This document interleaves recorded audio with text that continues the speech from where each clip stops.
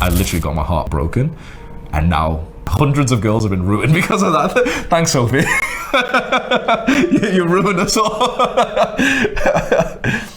I know that this is gonna sound crazy, but humans are meant to cheat. Like, we are literally biologically meant to cheat. The advice I'm giving you, the reason why this video is hard for me to make is because it kind of sounds degenerate and wrong. I'm telling you to not maybe be a good husband.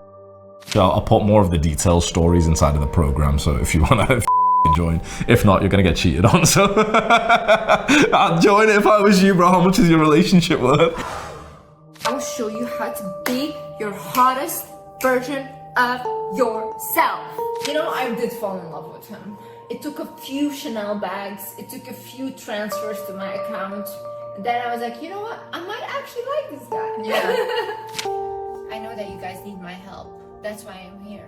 I am here to teach you how to actually become mysterious. Look, if you want to be the literal it girl in 2025, I've literally cracked the code to making every single guy want to marry you. If you want to be seen as the hottest girl in the room and you want to be seen like royalty, so everyone starts giving you princess treatment, this is what you gotta do. What I'm gonna say is literally the most gate-kept secret. This works even if you don't have pretty privilege. Stop focusing on us. I don't know why all these men are focused on us. Sit down and do the work and stop being a little blueser, okay? Your paycheck is like less than $500. Your worth is tied to money. My worth is tied to how I perceive myself. Guys, you no longer can be a man, an able-bodied man in 2023 in the Western world and have under 6 figures. You're making under 6 figures. Women won't even take you seriously, bro. If you are rich enough, you don't have to listen to nobody. When a woman says, you're always out, you get to reply, I'm rich. If you want to go viral, just go through something hard and act like it made you untouchable. That's it. No healing, no empathy, no connection. Just pick your deepest wound, stare into the camera, and talk about how nothing affects you anymore. Hello, fellow warriors. Welcome to the era of the narcissist guru. Cold, detached, and self-obsessed. Why is it that everyone is always obsessed with me? But branded as high value. The colder you are, the more powerful you seem. And the internet, it eats that up. Today, we're breaking it down. Why this kind of content works so well, especially on young people, what it's actually doing to us, and what we can really do about it. But before we get into the damage, let's talk about why this stuff is so addictive in the first place. Because let's be honest, videos like these teach you one thing: it's never your fault. It can be your ex, your mum, your childhood, or the entire opposite gender, but never you. It's like most men too. But I'm telling you, most girls are like this. And just like that, boom, everyone else is the problem, blame assigned, and healing is skipped. Men, as we know, are delusional. They're egotistical, selfish, misogynistic, and delusional. You see, videos like this are like emotional junk food. Super easy to consume because they don't ask anything from you. No accountability, no self-reflection, no growth. You just scroll, feel validated, and go, that's why I am the way I am. And the best part? You don't have to change. You just have to keep repeating the same toxic stuff someone once did to you and call it self-improvement. But what's even more ironic is that so many people giving relationship advice aren't even in relationships. So when people are like, oh, MJ, why is she giving relationship advice? She's not in a relationship. I don't want to be in a relationship. I sleep like a baby at night. And if they are, they've never been in a healthy one. Taking relationship advice from someone who's never experienced real emotional connection is like getting investment tips from someone who's flat broke. It makes no sense. And yet we keep listening. Maybe because their loud opinions say exactly what our egos want to hear. All they really teach is how to get the upper hand. How can I potentially position myself above her? How to manipulate. How to be the bad guy. I want to walk you through how to be more of the bad boy. How to be selfish and be proud of it. And you go and you become selfish. Yeah, exactly, selfish. Ooh, what a scary word. Everybody's scared of the word selfish. But you know what? Being selfish literally saves me. As if being selfish is the exact same thing with having healthy boundaries. What they usually forget to mention is how to actually build something real. Maybe because deep down, they either don't know how to build a real connection, or they know that if they started talking about these topics, their audience would click away in 5 seconds. And look, I've also made content calling out red flags in men, in women, in friendships, in everything. But the context is completely different. First of all, I'm in a real relationship, and in many videos, I talk about how it helped me grow as a person and heal things I didn't even know I was carrying. Secondly, I don't teach manipulation. I don't teach mind games. I actually teach my warriors how to be direct in dating, hold themselves accountable, recognize toxic patterns, and set their boundaries early on. Because nothing is hotter than straightforward intentions that leave no room for games. And if someone's playing with them, I always tell them to say it straight. Hey, I'm not here for mind games. That's it. That's the energy. The goal isn't to get the upper hand or play them back. You don't need to mirror toxic energy to prove a point. If someone's showing you red flags, just walk away. Because the second you start playing the same games back, you both become toxic. If you show red flags to a girl, she will have sex with you faster than if you don't. Now, this is the kind of advice I'm talking about. Not only is it immature, it's also just wrong. Maybe that's true in his personal experience, with very specific and very unhealed women. And let's be real, this isn't even legitimate dating advice. This is how to act like a walking red flag so you can maybe get laid. That's it. You're not learning how to build a meaningful connection. The only problem becomes, what about the long-term relationship? What about the love? What about the having children and a family? And to that, I will be honest to you, I have no idea. I don't know. In terms of having a family, bro, go find some other guy to go what? So you're just learning how to only chase physical intimacy from women by being toxic. And sure, that might get you attention, but only from people who are just as unhealed and immature. So congrats. Now you're in a situationship full of drama, ego, and zero depth. Probably with someone who also thinks love is a power game. What she's really showing is that there was a power imbalance where she thought about him more than he thought about her. So the first tip to give you is be less emotionally invested in her. Think less about her. But hey, if that's your definition of winning, go off, king. Just don't influence young men. And as a woman, I can tell you right now, healthy and mature women don't get turned on by red flags. They see them for what they are: manipulation, emotional unavailability, disrespect. And they leave. But I guess you shouldn't really listen to me. And remember the golden rule, never listen to what a woman has to say about any of this. When you commit and show yourself to be a good boy, she will actually treat you worse when it comes down to like her sort of intimacy and attraction. Making your woman feel safe by being consistent kills the sex drive? Yeah, absolutely no. And I can say that confidently because my partner and I have real desire for each other. There's a huge difference between teaching how to have a strong sexual energy and flirting confidently with the other person, even after years in a relationship, and just teaching guys to be disrespectful jerks who only care about getting laid. Think about it. When a woman sees a guy who's got red flags, you know, he's toxic, he's got tattoos, he seems like a bit of a wild guy, he seems like he might even try her friends, she will actually be more likely to have a one-night stand with him within an hour of meeting than she will the husband guy within an hour of meeting.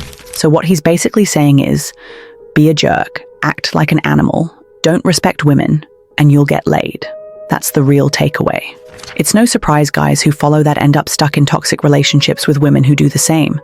It's a never-ending cycle of toxicity. And seriously, is that what being a masculine man is all about? Making a girl feel like you would sleep with her friends, or chasing only meaningless hookups as fast as possible? Look, I get whatever pain you've been through, but it's time to do better, especially when you're in a position to influence young men. And when you're young, when you don't have much experience yet, it's easy to think this advice makes sense, because you've probably never had or seen a healthy relationship. You've never witnessed what real intimacy looks like. That's why this type of content is made for you. Believe me when I tell you, I know that this is one of the fundamental truths of the world that I cannot be wrong with. The less you know, the more likely you are to believe someone who speaks with confidence and sells their personal opinion and pain as universal truth. And let's be real, sometimes it's not even about age. You can be in your 30s, 40s, even 50s, and still fall for this advice, just because you've never really experienced what they're talking about. Because emotional maturity isn't guaranteed by age. It's shaped by experience, reflection, and character building. If you've never had a healthy example in your life, or even in your circle, this stuff can still hook you, especially if you are surrounded by awful people. And once you're hooked, once they've earned your trust, That's when they hit you with the next box you supposedly need to check to finally be seen as a high-value man. Guys, you no longer can be a man, an able-bodied man in 2023 in the Western world and have under 6 figures. You're making under 6 figures. Women won't even take you seriously, bro. You're a regular dude. I don't know why people love getting humiliated by influencers about their finances, but here we are. Because apparently, if you're not making 6 figures, you're just a mid-range man. Why would earning over 100k make you a top tier man? That doesn't even make you a mid-range. Like, I'm just talking stats here. A lot of people make over that amount of money. When did we normalize being publicly shamed for how much money we make? Since when did everyone on the internet become qualified to tell strangers what should be in their bank account? It's insane. And somehow, we've just accepted it. Feeding on your insecurities is, in fact, such a successful business model that now it's spreading to women too.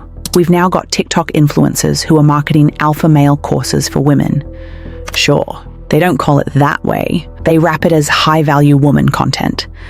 But the narrative is exactly the same. I'm going to show you the one that's made the most money and has the most likes right now. What I'm gonna say is literally the most gate-kept secret. This works even if you don't have pretty privilege, even if you aren't the smartest girl, you don't have the nicest handbag. So her formula works even without a Chanel or Birkin? Wow, what a relief. Because clearly your love life depends on your handbag. Everyone knows you can't find love unless your handbag screams, "I'm better than you." It's the exact same fantasy as the alpha male content, just flipped. Different gender, same formula. And it's all about status, ego, and performance. Like, literally anybody can do this and make people obsessed with them like that. You can never ever catch me in a toxic relationship. I only date people that are literally obsessed with me. Literally. All the guys that I have dated, my exes, till this day, they would still marry me like this.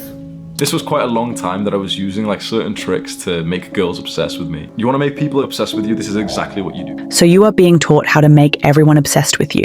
Like, that's the goal now? Not love, not connection, just making people your servants. It's honestly kind of sad, because people might not see you the way you want them to, and that's completely normal. You might think you are mysterious. So I am here to teach you how to actually become mysterious. Or the hottest girl in the room. 5 things that will make you the hottest person in the room. But to someone else, you might just come off as cringe or delusional. The truth is, you can't control how others see you, or how they treat you. And anyone trying to sell you a course on how to make everyone obsessed with you. You don't need to have pretty privilege to get people to chase you, to be obsessed with you. Or how to stop your partner from ever cheating. Join. If not, you're going to get cheated on, so. Isn't being honest. Because the only thing you can really control when it comes to other people is what kind of treatment you're willing to accept and who you keep around. That's it. The only thing within your control is yourself. Other than that, you really can't do much about how other people see you. You can be kind, loyal, have the best character, and they'll still treat you like crap if you let them.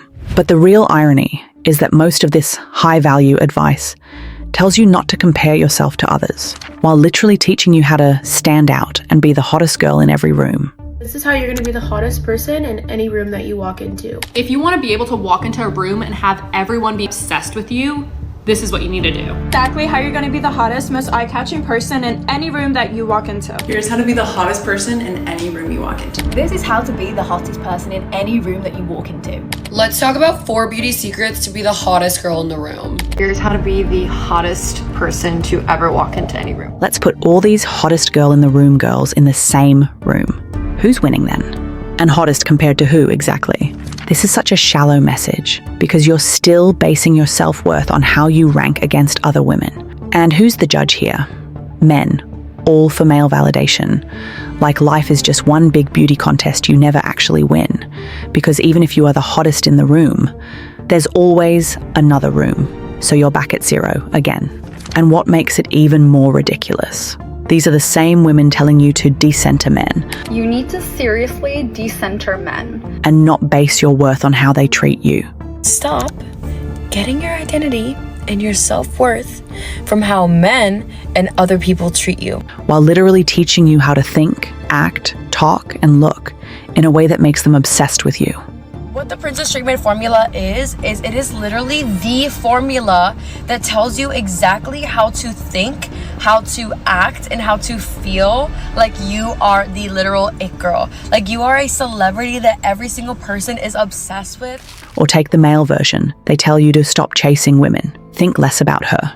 But then they sell you a course on how to become the kind of man no woman can resist. This video is just a small part of the full red pill course that I'm putting inside of this program. Like, pick a side. You can't tell people to not care about validation and then sell them step-by-step instructions on how to get it. Make it make sense. First, they tell you to not care and focus on yourself. Then, they sell you a course for getting exactly the thing you're not supposed to want. The whole thing is just backwards. And somehow, no one seems to notice how crazy this business has become. Now, let's be real. Wanting to feel attractive or liked by the opposite gender is totally normal. It's human nature. Most of us feel that. But the problem starts when you preach detachment. And the way that I started to decenter men is to literally center myself. While obsessing over how to pull men towards you like a magnet. You can't say you don't care, when every single video you make is still about them. At that point, your entire personality revolves around caring about the people you claim to have moved on from. That's not empowerment. That's insecurity, repackaged and monetized. It's like selling you a cure for a problem they taught you to have in the first place. And honestly, not only is it hypocritical and contradictory, it's kind of sad too. But let's talk about the real cost of all this. I'm better than almost all men just in general. When you just compare the stats of like, okay, what's the achievements, the confidence, the leadership skills and the discipline, and okay, how many minutes have you Tated, and what's your character like, and how much money have you made, and the fitness and all those things, I'm basically better than every single guy of my age group. I actually believe that about every guy just in any age group, and you should have that mindset as well, even before you are, so you become it. When every video tells you to think that you are the best in the room, the most alpha, the most mysterious, the most magnetic, what does that actually do to your mindset? You stop improving, you stop listening, you stop learning from others. Because now you believe you're already better than them. And let's be real, all of this is just delusional. Because there will always, always be someone better than you at something. You need to be real to yourself, and accepting that is the first step to growth. That's why the moment you buy into this idea that you're already ahead of everyone is the moment you become spiritually arrogant. I'm telling you right now, if you think this is arrogant and you're scared of this, you're not gonna make it. It's with this aggressive masculine arrogance that gets you here. It gets you to improve. You gotta have this idea that you're better than other people, because that's how you improve. When your whole identity is built on feeling superior, any self-reflection feels like weakness. Admitting you're wrong feels almost impossible. And God forbid you actually admire someone else, because you're not the prize anymore. This isn't just a male issue. The same exact thing is happening in high-value woman culture too. You're told to believe you're the baddest, the hottest, the smartest in the room. And if you're not, fake it until everyone else is convinced, including yourself. To be the hottest person to ever walk into any room. Number one, nobody can tell if your confidence is real or fake. I've seen a bunch of other girls say this, and it's so true. But that mindset doesn't even allow you to say, wow, that person does something better than me. I want to learn from them, because now everything is a competition. And if you're not on top, you're nothing. It's like we've all forgotten what Socrates said. The only true wisdom is in knowing you know nothing. And here's the real consequence of all this. More and more people start turning into narcissists when all you care about is being the best. Every interaction becomes about boosting your ego instead of growing as a person. You care more about how others perceive you than who you really are. Being real and vulnerable feels like a weakness, so you just shut that part down. We've somehow created an entire subculture that punishes realness and rewards delusion, where the loudest person in the room is the one who gets listened to, not the wisest. And if that wasn't bad enough, there's something even more catastrophic going on. Men are being taught to act like animals. And no, I'm not exaggerating. There are entire podcasts, courses, and videos built around one single idea, that monogamy isn't natural for men. Or even worse, that a man who doesn't sleep with multiple women is weak. And let me be clear from the start. I don't support or agree with any toxic or misogynistic ideas. This is said to meet YouTube's policies and to clarify my position. What you're about to hear is criticism, not encouragement. Take Andrew Tate, for example. This man has millions of followers and openly says that real men sleep and make babies with as many women as possible. He teaches young men that doing acts of service for women is a beta strategy across the animal kingdom, while alphas are supposedly chaste for their genetics alone, with basically zero obligations. Like, imagine being so emotionally underdeveloped that you call loyalty a weakness. Imagine being so deeply out of touch with your own soul that you think self-control makes you less of a man. Andrew Tate talks about this kind of lifestyle as though it's natural. He said, quote, monogamy isn't natural for men. Men are men. This is how they'll always be. And he's right in a certain way. It is natural. It's natural in the sense that it appeals to our most base and uncivilized impulses. An even better word would be animalistic, which is why it's so commonly found in the animal kingdom. And what's even more ridiculous is that there are literal animals out there that are more emotionally evolved than this. There are species that form long-term bonds, raise their offspring together, and even grieve when their mate dies. And we call these creatures animals. So what does that make you? Maybe just a caveman who discovered testosterone and mistook it for some kind of enlightened masculinity. But let's be honest, there's absolutely nothing masculine about being an impulsive, lust-driven person with zero self-control. How many side chicks do you have? I bet you can say that. Oh, you think that's a flex? You think having side chicks is a flex? I got some bad news for you. Having side chick is not a flex. That's maidenless behavior. You want to know what's the real flex? The real flex is loyalty. But you wouldn't know that. I'm sorry. We're an epic drop. You're just a common loot. Oh, that hurts. Ooh. If empty encounters are all you chase, fine. Go ahead and find others who chase the same thing.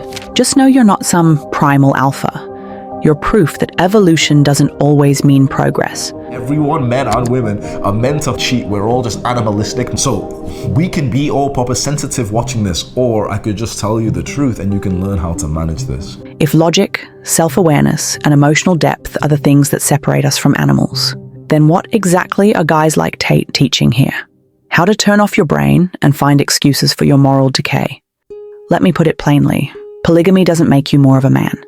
It just creates more broken homes. You want 9 baby mamas and 40 kids?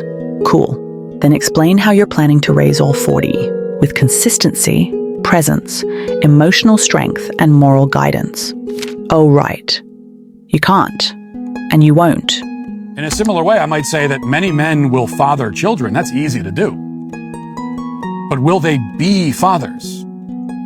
They have children. Will they raise them? I guess not.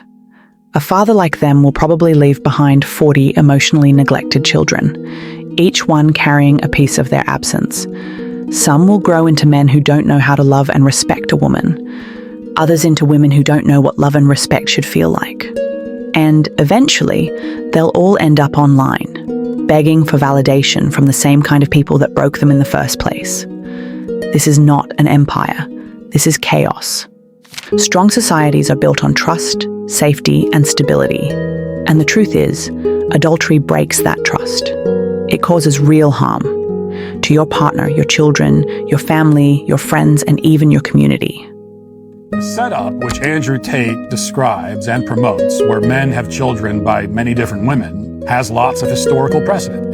This is the way that primitive societies have operated for thousands of years. And today, this strategy is very popular in certain communities in this country. And you can always spot those communities because they're the ones that are the most dysfunctional, the filthiest, most destitute, and crime-ridden places in the country. Show me the murder rate and the average yearly income in any neighborhood, and I will tell you whether most of the children in that neighborhood have a father in the home or not. Adultery destroys the very fabric of stability that society relies on. When trust is broken in a home, it creates confusion, insecurity, and resentment. And kids especially carry that for years. And I say this not from theory, but from experience. When my father cheated on my mother, I was broken. I didn't just feel sad. I felt betrayed, disoriented. I lost the image of what a man should be. He didn't just disappoint my mum. He stopped being my role model. That one act changed the way I viewed manhood for a long time. Now, Tate says that he has more sons than I do. I believe him. But my sons and my daughters have more of me than Tate's children will ever have of him. I come home to them every night, and every night, as I'm turning off the lights in their room, they say to me, "Dad, will you stay up for a while?" Because they want to know that I'll be there awake, watching over the house, so they can rest easy, and my answer is always yes. And what's wild is, even animals understand this on some level. Even if we entertain this animalistic worldview that some of these men push, fine, let's go there. Even then, monogamy has real advantages in the animal kingdom. When both parents are present, their young are better protected from predators and external threats. Monogamy also saves energy. Animals that don't constantly chase new mates can put more effort into survival and raising their young. And biologically, having fewer partners means lower risk of infection, because yes, STDs exist in the animal kingdom too. So even from a purely evolutionary standpoint, commitment isn't weakness. It provides an actual safer place for children to grow. And what makes the hypocrisy worse is that these same men often claim that men are meant to spread their seed with many women.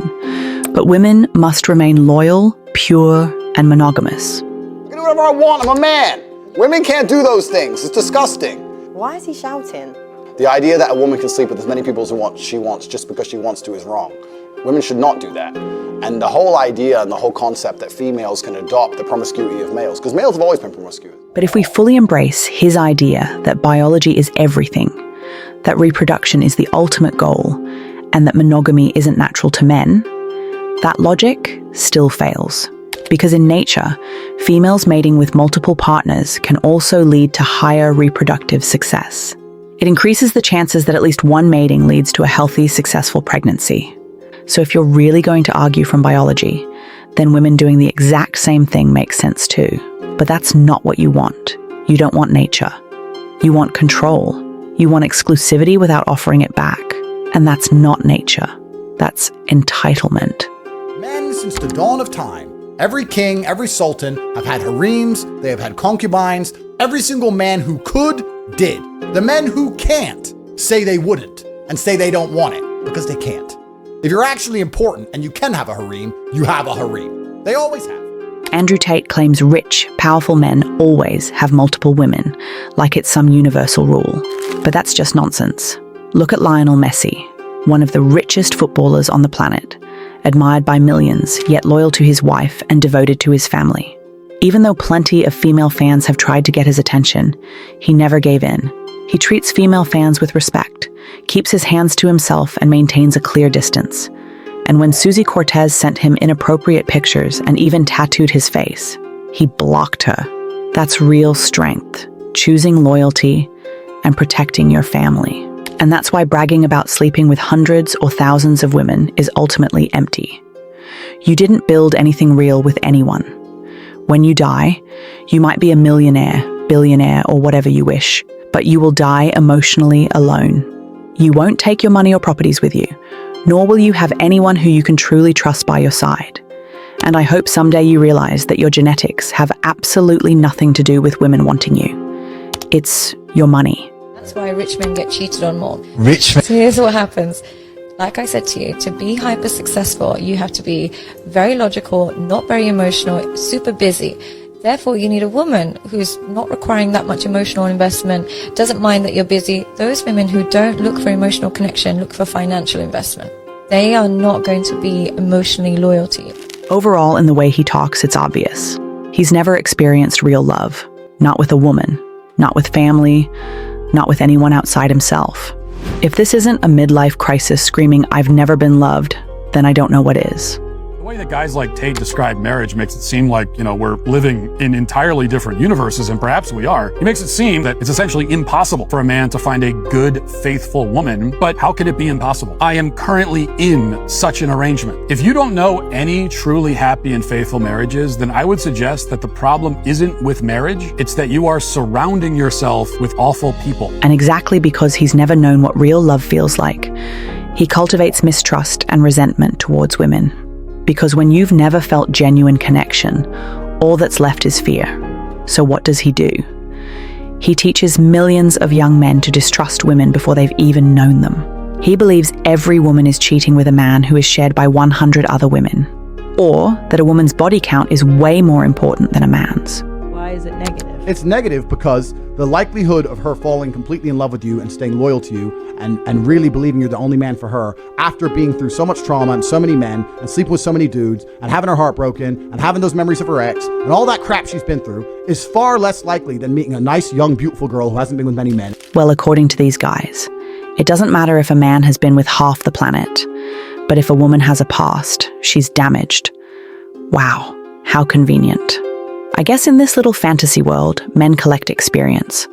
Women collect shame. It's just another awful opinion pushing double standards. Because apparently, a guy can sleep with 1,000 people and still be seen as high value. But the moment a woman lives her life with even a fraction of that freedom, suddenly she's disqualified. Let's just be honest for once. Emotional baggage doesn't care if you're a man or a woman. If you never process your past, you carry it with you, no matter who you are. So as long as men care about a woman's body count, then women have every right to care about theirs too. Because respect isn't gendered. And if your masculinity depends on women having less freedom than you, don't even call yourself a man. Women don't owe you purity while you chase every momentary pleasure like it's a survival instinct. And it's painfully hypocritical to watch these men glorify every impulsive urge like they're some kind of primal beast, but then demand that women remain untouched and pure. You want to live like an animal? Fine.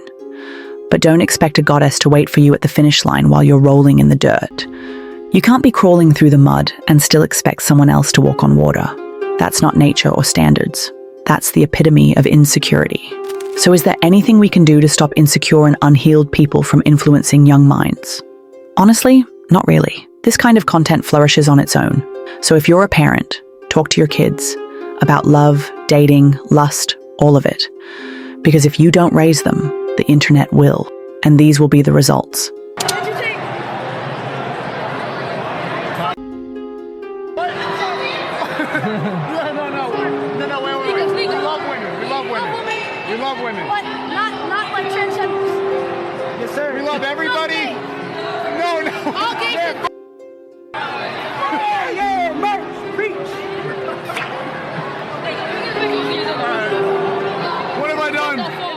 And if you're young yourself, please be cautious about who you listen to online, especially when someone claims to have all the answers about relationships, money, and attraction. If what they say feels like it boosts your ego or gives you a false sense of control over other people, pause. That's not wisdom. That's a sales pitch. Even creators who are idolized for their relationship advice go through betrayal and heartbreak. Wizard Liz, one of the most respected voices in the attraction space, was cheated on by her fiancé while 4 months pregnant. And it's not about her. It's about the reality that the loudest voices are not always the wisest. In fact, they're often the ones still hurting the most. But the algorithm doesn't measure healing. It measures clicks. I had so much more I wanted to share on this, but I didn't want to turn it into a marathon video.